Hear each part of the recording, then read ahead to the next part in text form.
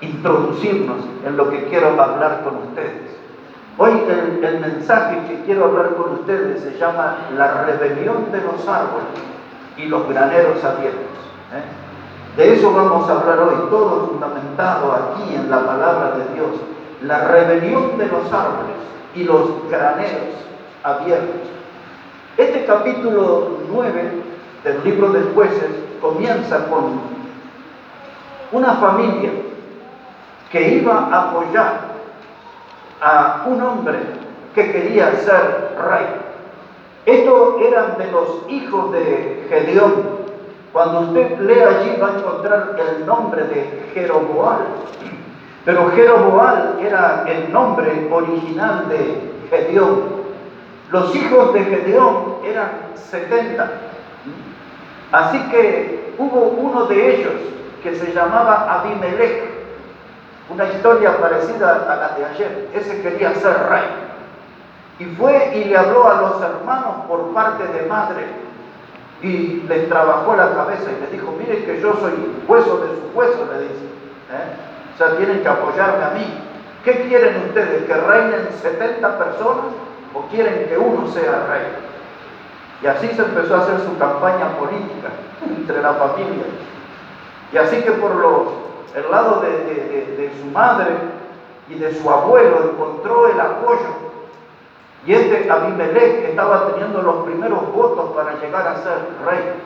Pero ¿qué iba a hacer con sus 70 hermanos? Consiguió del templo unas ofrendas, del templo de los ídolos de Baal. Consiguió un poco de plata. ¿Y qué hizo con eso? Fue y contrató unos vagos, la Biblia le llama ociosos, unos delincuentes. Y fue y trajo a los 70 hijos de Gedeón y los llevó a una piedra y los mató a los 70 hermanos, porque él quería ser rey. Pero el hermano menor, el más pequeñito, logró escapar. Su nombre era Jotam. Era el pequeñito, el jovencito, el único que se salvó, escapó y se subió al monte allí y le habló a los habitantes de Siquem y les dijo sobre la elección mala que ellos habían hecho, el matar a los hermanos y elegir a Abimelech como rey.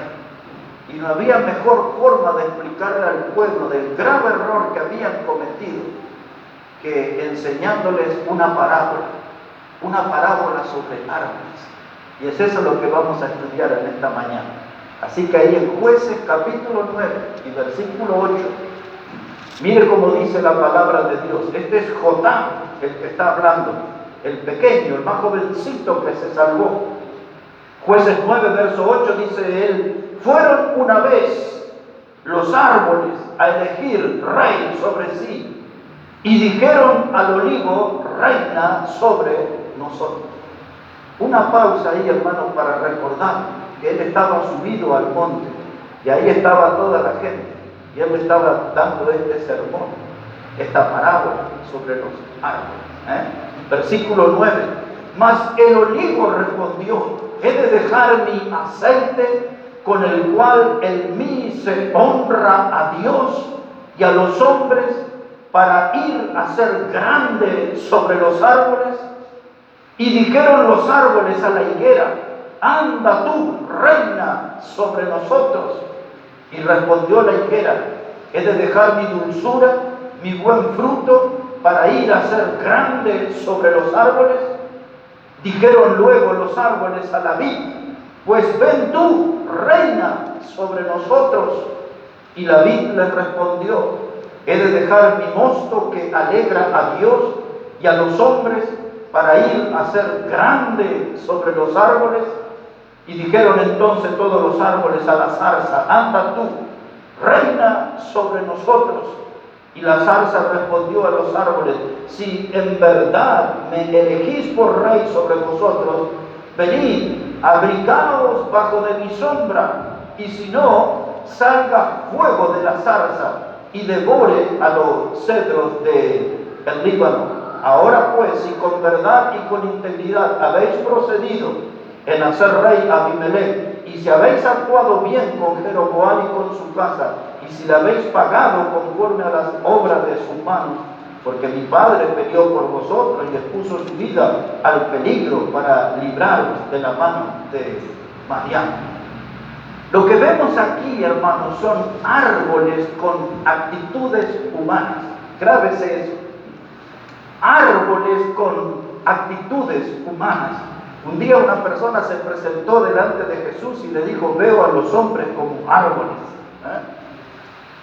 Y estos árboles, hermanos, no querían compartir sus virtudes. Todos estos árboles, los tres primeros, estaban llenos de virtudes: el olivo, la higuera, la vid. Pero ellos no querían hacer más allá de lo que estaban haciendo. Por eso, al compararlo con las actitudes humanas, vemos cierto egoísmo en esos árboles. Ellos hacían lo que les correspondía, pero no más que eso. No querían hacer un esfuerzo mayor, no querían hacer un esfuerzo superior. El olivo puso aquí como argumento, el olivo puso como una excusa: he de dejar mi aceite con el cual se honra a Dios. El aceite de olivo, como usted sabe, es de los más caros. Y usted ve los precios de aceite de olivo, virgen, extra virgen, y tienen ahí todas sus categorías. El aceite de olivo en la Biblia era utilizado para eventos muy especiales, como cuando se ungía a un rey. Allí se ponía aceite sobre su cabeza. Cuando se elegía un juez, un profeta o un sacerdote, eran sus cabezas ungidas con aceite de oliva, y eso era lo que los abría las puertas para que inicien su ministerio, su servicio al pueblo. En el templo de Dios, en el tabernáculo, también se usaba aceite. El aceite de olivo tenía muchas virtudes y también tenía propiedades curativas. Cuando aquel hombre que iba camino a Jericó, Jesús nos contó que fue asaltado en el camino, apaleado y tirado allí, medio muerto, dice el Evangelio. Y vino el buen samaritano hacia él y puso en sus heridas aceite y vino. ¿Recuerdan? El aceite con sus virtudes, con sus propiedades curativas, y hasta podemos traerlo a la mesa y usarlo en nuestras comidas, hasta en nuestras frituras, en nuestras ensaladas. El aceite tiene muchos usos, muchas propiedades, muchas virtudes, pero este aceite quería hacer lo suyo nada más, no quería reinar, no quería un trabajo más grande, no quería un compromiso mayor. El aceite dice: déjenme a mí nada más. Y él dice esta expresión, el olivo: yo solamente estoy aquí para honrar a Dios. Déjenme ahí con eso, no me pongan una carga mayor. Ahora, si se le estaba pidiendo que reinara sobre todos los árboles, es porque tenía la capacidad de hacerlo, es porque estaba preparado para hacerlo, es porque tenía una riqueza histórica, tenía una identificación de ser un árbol sumamente valioso, pero no quería hacer más que lo que le correspondía. No estaba dispuesto a un mayor esfuerzo. Y entonces van y le hablan a la higuera y le dicen: ¿por qué tú no reinas sobre nosotros? La higuera es un árbol con muchas virtudes. Es un árbol que se puede usar sus ramas, que generalmente son torcidas, se pueden usar como leña. Sus grandes hojas sirven como sombra. Aún en el huerto del Edén el hombre pretendió tapar su pecado cubriendo su cuerpo con hojas de higuera. El fruto de la higuera es un fruto esperanzador. Los higos tienen muchas propiedades, ayudan a la salud cardíaca. Los higos ayudan para combatir el colesterol malo. Los higos, hermanos, tienen muchas proteínas, y cuando usted estudia sobre los higos, tienen muchísimas propiedades, muchas virtudes, pero el árbol que los produce, la higuera, estaba dispuesto a hacer un sacrificio mayor. Yo no quiero reinar, no quiero tomar ese compromiso de estar en ese lugar distinguido, de reinar sobre todo, de dar las directivas, de hacer un esfuerzo mayor. Dice la higuera: no cuenten por ti. Y entonces van y le piden a la vid: ¿por qué tú no vas a reinar sobre nosotros? porque de la vid sale el vino. El vino en la Biblia tenía un uso muy diferente al que nosotros le conocemos. Como dijimos, el vino tenía propiedades curativas. El buen samaritano lo usó con el hombre malherido. El vino era utilizado muchas veces para que la gente no tomara de las aguas contaminadas. Entonces aún Pablo le recomendó al predicador Timoteo: toma un poco de vino por causa de tu estómago y tus frecuentes enfermedades. El ministerio le había hecho algo como úlcera o le produjo gastritis, alguna de esas enfermedades al predicador, la carga del ministerio. Y Pablo le dijo: no tomes aguas de los ríos, de los arroyos, esas aguas tienen allí bacterias, están contaminadas. Le dice: toma un poco de vino. Claro, en las iglesias los borrachos usan ese texto y se ve que podemos tomar. Pablo lo dijo, pero en el contexto que le estoy hablando. Pero la higuera dice: yo tengo virtudes, tengo muchas virtudes. Con sus hojas se pueden hacer medicamentos, hacen ahí como una pasta y que ayuda a curar ciertas heridas. La higuera tiene muchas virtudes. Pero ella dijo: no estoy dispuesto a reinar, déjenme aquí nomás, para producir mi mosto, para dar alegría a Dios y para dar alegría a los hombres, pero no me pidan más que eso. ¿Y qué tiene que ver toda esta historia de los árboles que está haciendo? Tiene que ver con las actitudes humanas, tiene que ver con nosotros y tiene que ver aún con la Iglesia Bautista Maranatha.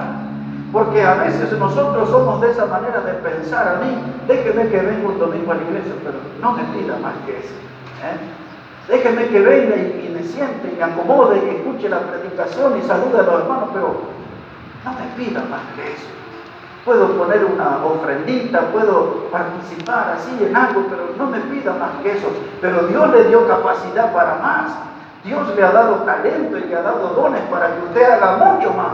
Pero muchas veces nos gana, hermano, ese sentimiento de mezquindad, que no queremos hacer más, no queremos un poquito más de esfuerzo, solamente queremos que otro lo haga. No me pidan eso de reinar, no me pidan eso de ser líder, no me pidan eso de ser puntual, no me pidan eso de ser fiel. Y somos como estos árboles. Por eso se lo dije, estos árboles tienen actitudes humanas. El procedimiento de ellos se parece mucho al nuestro delante de Dios. ¿Y qué voy a hacer yo con el talento que Dios me dio? ¿Y qué voy a hacer yo con los dones que Dios me dio? No sé, yo no quiero hacer más de lo que hago. Este pasaje, hermano, pone en evidencia a veces nuestra mezquindad. Este pasaje pone en evidencia nuestro poco compromiso. Este pasaje nos enseña a nosotros que somos sepultureros de talento. Somos gente que agarramos el don que Dios nos dio, la capacidad que Dios nos dio, y en vez de ponerlo a trabajar y ser bendición a otras personas, llevar beneficio a otras almas, lo sepultamos y no dejamos trabajar lo que Dios nos dio. Aquí tenemos gente que toca la guitarra y canta. Aquí tenemos gente que toca el bombo. Yo ni el bombo puedo tocar. Tenemos gente que puede enseñar a los niños. Tenemos gente que puede administrar con sabiduría el dinero de Dios. Tenemos aquí en nuestra congregación gente con mucho talento y tenemos gente con muchos dones que no los consiguieron en las universidades, ni siquiera en la universidad de la calle. Se los consiguieron porque Dios se los otorgó, Dios se los dio. Pero todavía no hemos puesto a trabajar todos esos dones. Como les dije antes, hermano, estamos como ese avión en la pista, carreteando, pero no nos hemos decidido a levantar vuelo. Cuando yo levanto vuelo, pongo toda la capacidad que Dios me dio para la obra, y con el esfuerzo suyo y con mi esfuerzo la obra va a crecer. La obra va a hacer, hermano, que Dios sea glorificado aquí entre nosotros. Pero a veces somos como los árboles. Yo no quiero reinar. Yo no quiero. Y nos vamos pasando la pelota uno al otro. El olivo para la higuera y la higuera para la vid. Y al final les voy a hablar algo de la zarza. Que caer, hermano, de la zarza es algo sumamente grave. Pero no me voy a adelantar. Antes les voy a llevar un momento al Evangelio de Mateo, el capítulo 25. Si puede ir hasta ahí, por favor. El Evangelio de Mateo, el capítulo 25. Mire cómo dice la palabra de Dios allí. Evangelio de Mateo, el capítulo 25, versículo 14.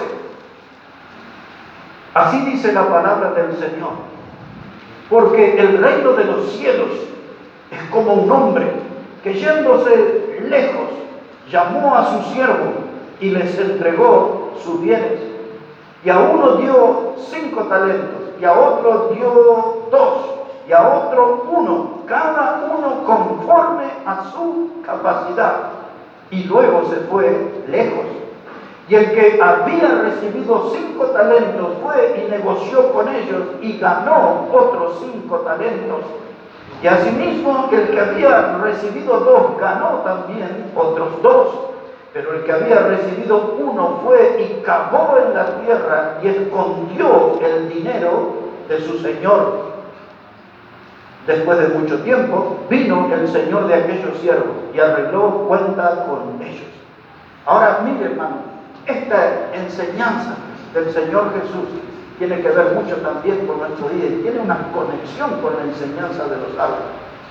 Porque esta nos está hablando de lo que Cristo nos confió. Cristo nos dio la salvación. Y luego comenzamos a vivir como santos, como miembros de la familia de Dios, como herederos de la vida eterna. Pero Cristo no nos salvó, hermano, para calentar un banco en una congregación. Cristo nos dio dones, Cristo nos dio talento, nos dio capacidades para que cada uno la usemos para glorificar cada vez más su nombre, capacidades para hacer cosas que exalten su nombre y que expresen la gratitud por esa salvación eterna que Él nos dio. Pero nosotros, en vez de ser como el de los 5 talentos que consiguió otros 5, o en vez de ser como el de los 2 talentos que consiguió otros 2, muchas veces nos parecemos más al que recibió 1 talento y fue y lo sepultó. Y así nos volvemos sepultureros de talento. Yo alguna vez le conté aquí en este púlpito, hermanos, como pastor de más de un cuarto de siglo, me tocó muchas veces estar en el cementerio.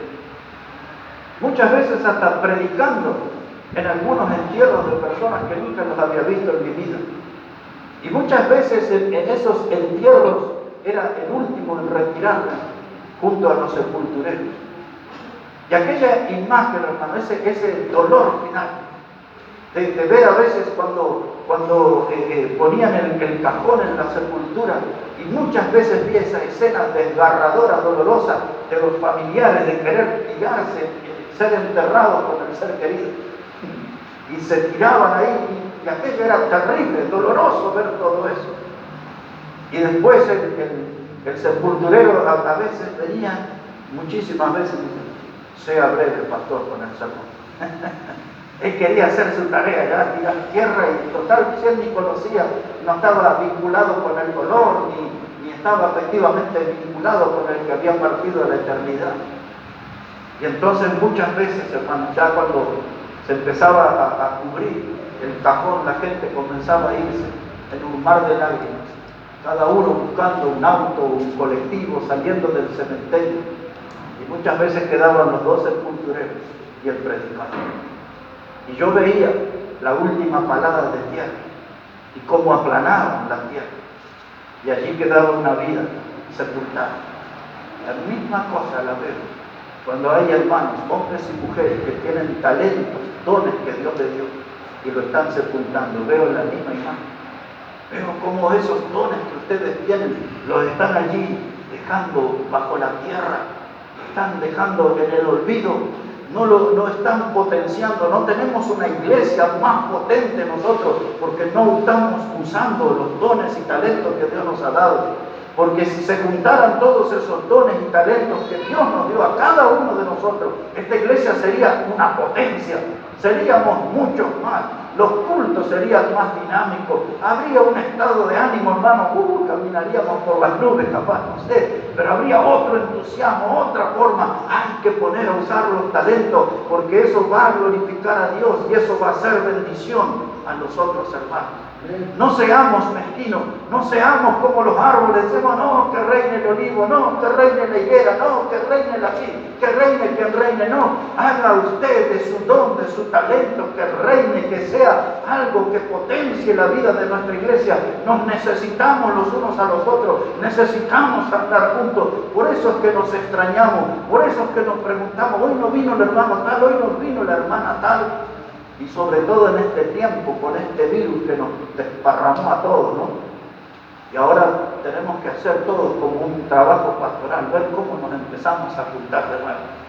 Porque el rebaño del Señor necesita estar unido. El rebaño del Señor, cada uno como una brasa encendida, no puede estar lejos del fuego porque se va a apagar. Necesitamos estar cerquita unos a otros para contagiarnos el calor, para contagiarnos la potencia de la luz. Necesitamos estar juntos con nuestros dones, nuestros talentos, con las capacidades que Dios nos dio para que la Iglesia Bautista Maranata sea una gran obra para la gloria de nuestro Salvador.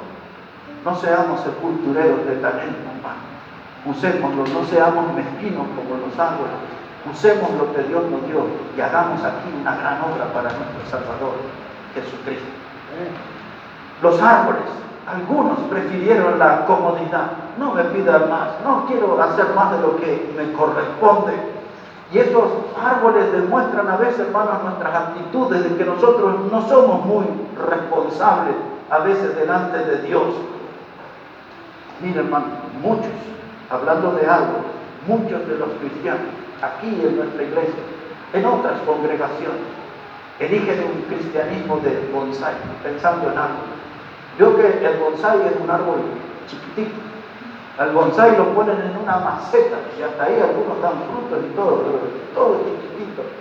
Y hay muchos cristianos, una gran mayoría de los cristianos de nuestra generación son cristianos de bonsái, son cristianos de maceta, crecen un poquito y nada más. Tienen las raíces y tienen la savia para ser un árbol grande, muy fructífero, para ser un árbol potente, llamativo, pero sin embargo se quedan en bonsái. Yo quiero animarles, mis hermanos, en este final de año. No se conforme con ser un bonsái cuando puede ser un árbol potente para darle la gloria a su Salvador. Hay que hacer un árbol grande, hay que desarrollarse, hay que crecer. Cuando yo estudiaba sobre los pigmeos son tribus de África, en lugares como el Congo, hay en varios de los países de África hay pigmeos. La mayoría de esas tribus no pasan de 1,10 metros. Por allá encuentro alguno que llega a 1,50 metros. Y ellos viven ahí de la caza y viven de la pesca, y son millones en el mundo los pigmeos. Pero ahí nomás son pequeñitos, no crecen. Y hoy ahí se ve mucho de pigmeos espirituales, de gente que no crece, apenas un poco nada más, y no terminan de desarrollarse. Y entonces, mientras dicen, no, yo no quiero servir al Señor, a mí déjeme con que yo me siente en el último banco, déjeme que yo esté ahí en un costadito, cuando pueda y tenga ganas canto, cuando puedo y tenga ganas ofrendo, cuando puedo y tengo ganas saludo a todos los hermanos con entusiasmo.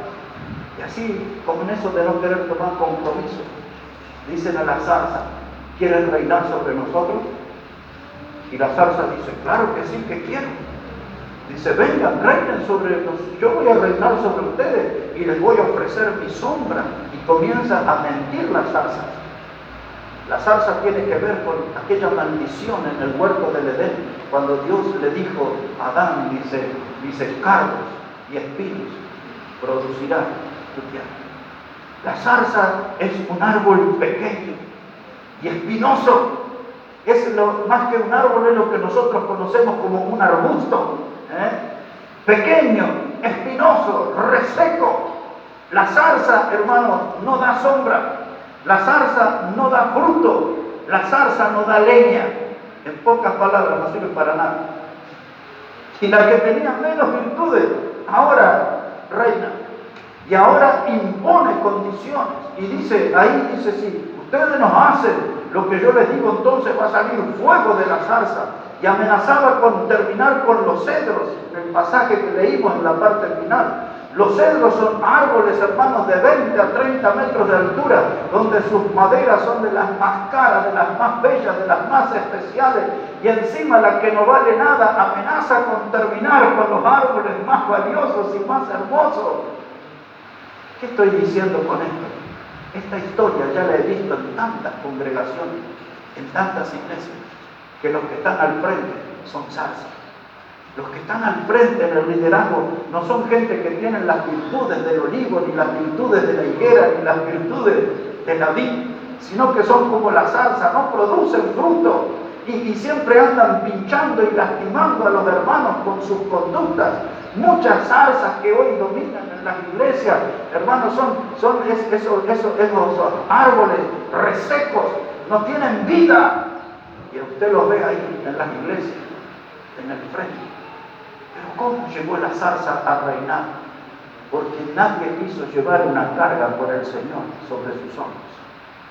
Allí alguna vez a ustedes les he contado, me llamaba mucho la atención, pero me producía mucho dolor.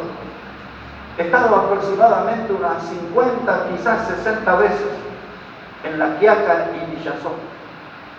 Muchísimas veces estuve allí. Y allí, hermano, yo veía a esa gente, principalmente esas señoras de 70 años arriba, 70 años arriba, cargando sobre su espalda una bolsa de maíz o de harina, y ese pasito, estilo hormiga, se llama tráfico hormiga, pasando de La Quiaca al puente, delante de los gendarmes, de los soldados, todos así, por ese pasito que ustedes ya lo habrán visto. Y usted miraba, y cuando yo estaba del lado de Villazón, y llegaban y dejaban esas ancianitas, había varones por supuesto, pero las ancianitas dejaban esa carga pesada, y aquello era un boliviano nada más, una moneda, y otra vez al mismo ritmo, volviendo para el lado argentino. Y cuando las cosas, como ahora por este asunto del virus, se complicaban y el puente no funcionaba, entonces se metían en el río, allá abajo, en la profundidad del río, y cruzaban entre las piedras y llevaban sus cargas. Esa gente tenía hombros preparados para grandes sacrificios, y cada vez que yo miraba eso sentía el dolor de ver esas ancianitas, de llevar esas cargas que ni yo, siendo más jóvenes que ellos, podía tener esa clase de resistencia. Ellos tenían hombros preparados, y más de una vez yo pensaba, viendo ese espectáculo doloroso, hermano, de gente trabajando bajo el sol abrasador, poniendo los hombros para ganarse una moneda. Porque con ese boliviano iban y se compraban 2 bananitas, 3 bananitas, o tenían que juntar 5 de esas para comprarse una papaya allí en los carros que estaban en las esquinas, o un juguito de naranja. Y usted ya conoce todo ese sistema. Tanto sacrificio para tan poco. Y yo pensaba, y hoy lo vuelvo a pensar, si tuviéramos esa clase de hombres para ponernos la obra de Dios en nuestros hombros y llevarla adelante, con ese sacrificio, con esa constancia de esas ancianas trabajadoras, de esos hombres trabajadores de la frontera, de animarnos y llevar las cargas de la obra de Dios y hacer algo grande, potenciar la Iglesia Bautista Maranata. Eso no depende de los vecinos, no depende de los que viven detrás de la plaza ni más allá de la heladería, eso depende de los que estamos aquí. Tenemos que animarnos, hermanos, de llevar la carga de la obra de Dios y animarnos unos a otros, motivarnos unos a otros en estos tiempos difíciles donde el diablo nos da de brazos cruzados, donde el diablo siembra miedo con esto del virus, donde el diablo siembra flojera por todos lados. Tenemos que animarnos nosotros y hacer la obra de Dios, porque trabajar para Dios va a traer bendición. No dejemos que la obra caiga en manos de la zarza. La zarza no tiene sombra, recuerden, no tiene leña que sirva. La zarza no tiene fruto, y la zarza es peligrosa porque es altamente un combustible inflamable. Cualquier rayo de sol ahí la transforma en fuego. Por eso la zarza es amenazante, y lo miró a los cedros del Líbano y le dijo: puede salir fuego de la zarza. La zarza no tiene amor, la zarza no tiene amor, la zarza no conoce de la misericordia. Todo ese reino de la zarza fue la prédica de Jotán para decirle al pueblo: se equivocaron en matar a mis 70 hermanos, se equivocaron en elegir a Abimelech como rey, se quedaron con la zarza, se quedaron sin bendición, van a quedar abrazados al dolor porque se han equivocado. En muchas iglesias reina la zarza. Aquí, hermanos, tienen que reinar los árboles fructíferos, los árboles que son como el olivo, los que son como la higuera, como la vid, los que producen frutos grandes para Dios. Así es, mis hermanos, la obra de Dios. Y ahora les quiero hablar un poquito de graneros abiertos, árboles rebeldes, árboles con actitudes humanas, egoístas, de rebeldes. Yo no quiero eso para mí, yo quiero una vida distinta para Dios. Pero ahora les voy a contar, o más bien recordar una historia, hasta llegar a hablar sobre graneros abiertos. Un muchacho, predicador, soñador, pastor, 17 añitos, nada más. Era el último de una familia numerosa. Era hijo de uno de los patriarcas que se llamaba Jacob. Su nombre era José. José tenía 17 años y andaba cuidando allí los rebaños de su padre. Pero la Biblia enseña que sus hermanos tenían odio por él. Era el hijo de la vejez de Jacob. Y Jacob lo mimaba, lo sobreprotegía. Se ve que le mostraba una clase de amor diferente al que le daba a los otros hijos. Era la debilidad del viejo Jacob. Esa es la verdad. Y eso despertó en el corazón de los hermanos que le aborrecieran. Dice la Biblia que los hermanos le hablaban fuerte y con aborrecimiento.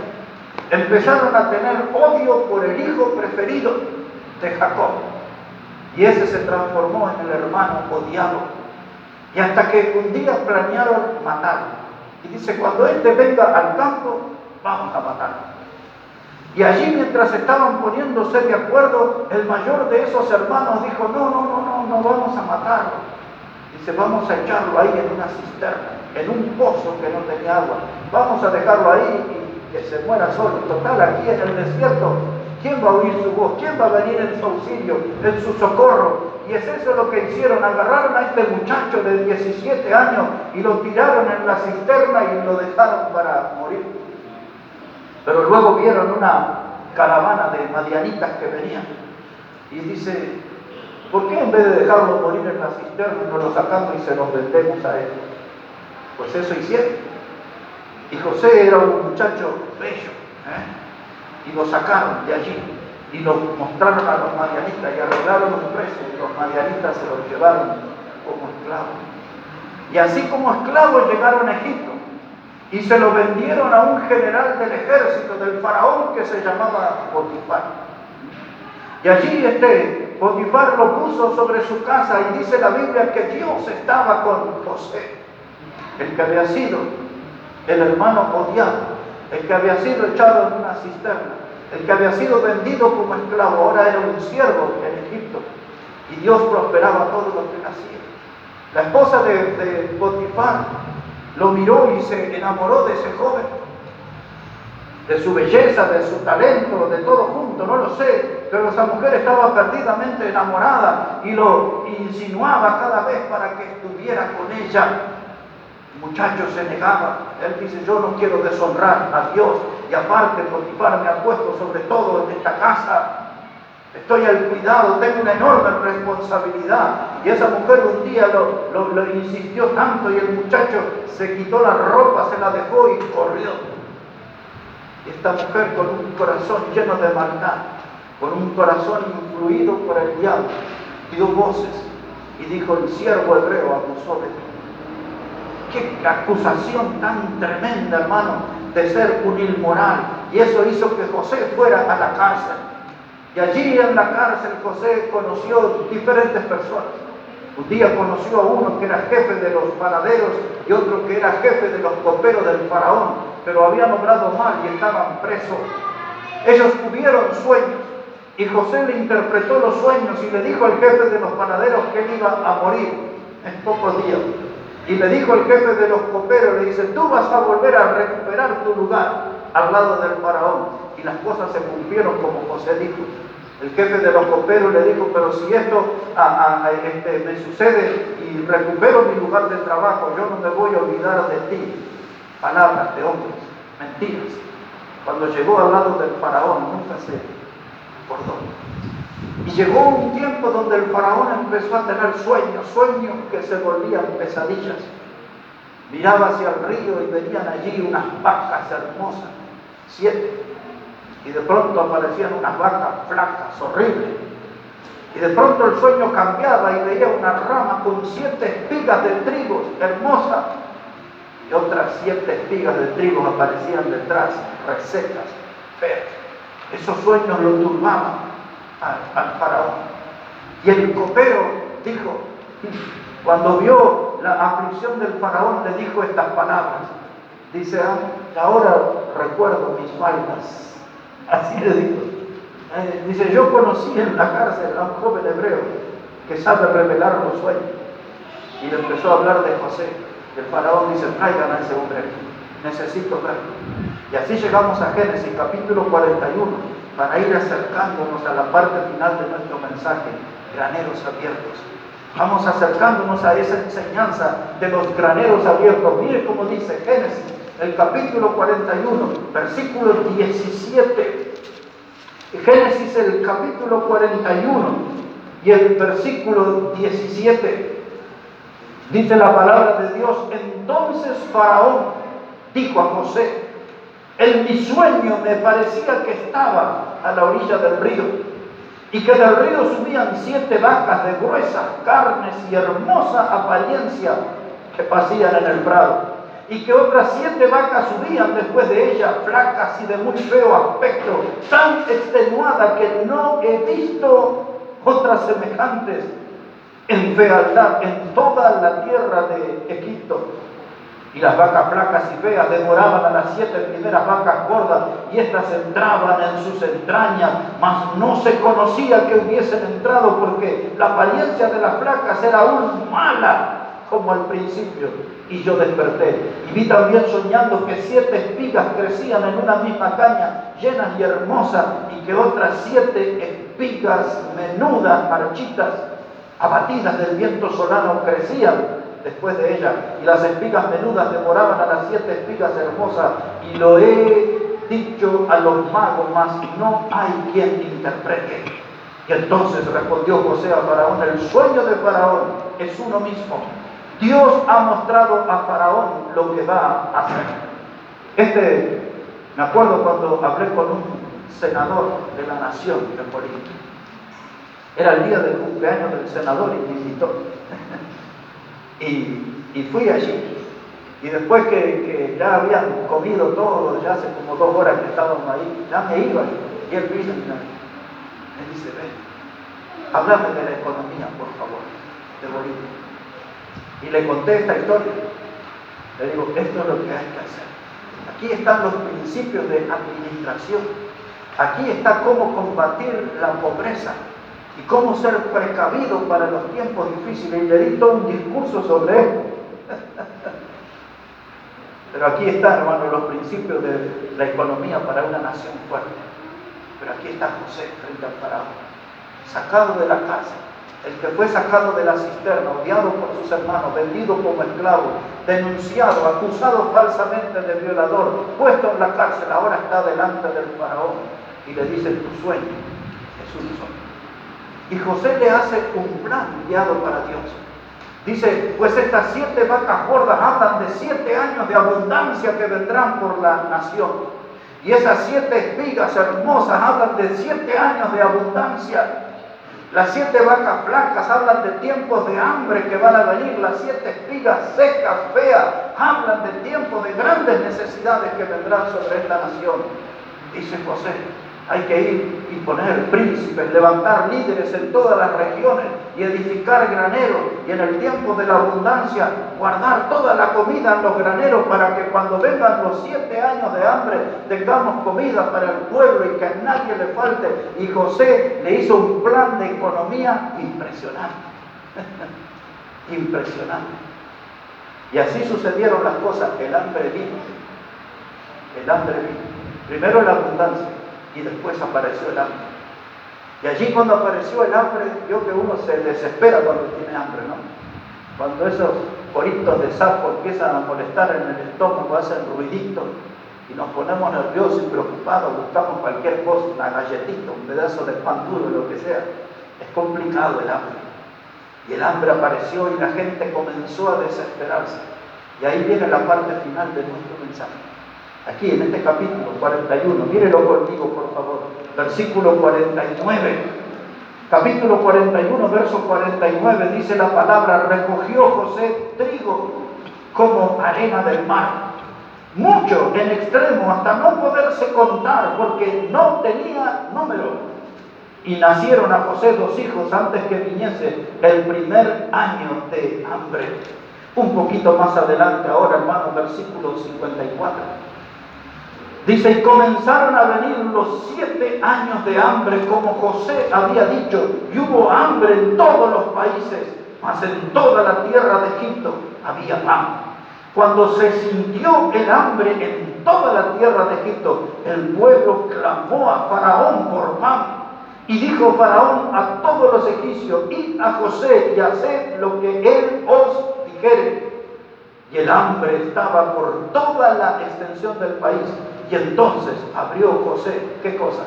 Todo granero, donde había, y vendía a los egipcios, porque había crecido el hambre en la tierra de Egipto. Y de toda la tierra venían a Egipto para comprar de José, porque por toda la tierra había crecido el hambre. Ahí está, hermano, el varón de Dios, cuando vio la necesidad del pueblo, la desesperación de la gente, cuando vio esa hambre que espantaba y estaba por todo el país, dijo el varón de Dios: abran los graneros, abran los graneros. Y ahora algunos de ustedes dicen: el predicador dijo que ya iba a terminar, nos empezó hablando de algo y ahora nos está hablando de graneros y de trigo y de hambre, y hay que abrir los graneros, porque aquí está la lección para nosotros, hermanos. La Iglesia Bautista Maranatha tiene que ser un granero abierto. Nosotros tenemos que abrir los graneros de esta iglesia para que la gente venga a alimentarse de Cristo, que es el pan de vida, de Cristo, que es el pan de la vida eterna, es el pan que nosotros conocemos, es el pan que vive en cada uno de nosotros, es el pan que representa a nuestro Salvador, el Cristo que vive en nosotros. Él es el pan de vida, y hay que abrir los graneros de esta iglesia, y también tenemos que abrir el granero de nuestro corazón, el granero que salga de nuestro corazón, el mensaje del Evangelio, que le ofrezcamos al mundo la salvación por medio de Cristo. Él es el pan de vida, Él es el que puede saciar el hambre de las almas humanas. Hoy hay almas hambrientas, hay almas que se están muriendo sin fe, sin esperanza, hay almas que están caminando al infierno. Hay un granero que necesita ser abierto, el granero de nuestra congregación y el granero de nuestro corazón, y poner a la vista de todos a Jesucristo, el Salvador, que la gente venga a alimentarse del pan de vida, del pan que salva, del pan que da la vida eterna. Cristo, el pan de vida, Él puede satisfacer cualquier necesidad del alma humana. Un pan abundante, no darle a la gente migajas, sino un pan abundante, un pan que produce salvación eterna en cada pecador. Mis hermanos, es la hora de abrir los graneros. No tenemos que ser como los árboles, que nos pasamos unos a otros las responsabilidades. Tenemos que asumir nuestra responsabilidad. No tenemos que dejar que la zarza reine. Tienen que reinar los árboles, hermanos, que dan fruto, los árboles que dan gloria a Dios. Cada uno de nosotros, es esa nuestra misión: dar gloria al Señor, tener un testimonio que glorifique al Salvador, tener un testimonio que exprese que Cristo vive en nosotros, tener un testimonio que demuestre que Jesús es el Salvador y que estamos agradecidos por esa vida eterna que nos dio. Yo quiero ser un árbol fructífero en este lugar, y yo quiero que mi corazón sea un granero abierto, que exhiba a todos a Cristo, el pan de vida, el pan que salva, y que cada uno pueda alimentarse de ese Salvador por toda la eternidad. Árboles rebeldes y graneros abiertos en este final de año es el tema que tiene que hacernos reflexionar, y es el tema que tiene que ayudarnos a tomar una decisión que glorifique el nombre de nuestro Dios. Yo voy a pedir si todos nos podemos poner de pie y vamos a orar al Señor, vamos a orar al Señor. Vamos a darle gracias por este año de vida que nos dio. Como dice en el libro de Samuel, hasta aquí nos ayudó Jehová. Y puso una piedra, la piedra se llamaba Ebenezer. Ebenezer quería decir, hasta aquí nos ayudó Jehová. Y cada uno de nosotros debería estar agradecido y tener un testimonio como ese. Hemos llegado, hemos eludido al virus, llegamos al final de año, hemos derrotado a nuestras flaquezas y estamos en la casa de Dios. Hemos pasado dificultades en la familia, pero todavía estamos de pie. Estamos con fe en nuestros corazones. Estamos aquí en la casa de Dios queriendo escuchar la palabra, crecer en la palabra, tener una vida que agradezca al Señor. Y venimos aquí a este final de año. No quiero ser un árbol rebelde, quiero ser fructífero para mi Salvador. Quiero abrir los graneros de mi corazón para llevar bendición a las almas hambrientas y necesitadas. Hay mucho por agradecer, hay mucho por orar a Dios, y hay muchos desafíos que van a venir de Dios, quizás a través de este mismo mensaje, que ese desafío tenemos que agarrar. No mire para otro lado, no se distraiga. Cada desafío que Dios nos pone, acéptelo, porque allí está la oportunidad de hacer algo grande para nuestro Salvador. A Él vamos a orar. Padre, te damos tantas gracias por este enorme privilegio de estar aquí en tu casa, de estar cantando a tu nombre, de leer tu palabra, de aprender de ella, Señor, de disfrutar de este compañerismo con nuestros hermanos, con nuestras hermanas. Y gracias porque nos has traído, Señor, después de duras batallas, a este final de año y todavía estamos aquí con nuestra fe.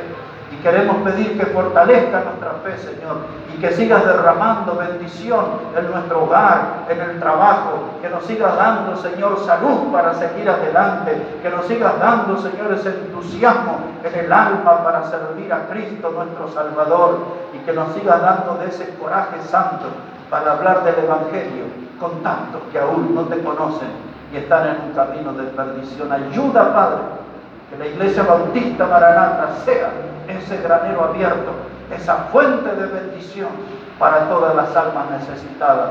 Úsanos, Dios, como instrumento en tus manos. Todo esto lo pedimos en el precioso nombre de Jesucristo. Amén y amén. Amén. Que Dios bendiga su palabra, hermano, en este día, que Dios bendiga su vida.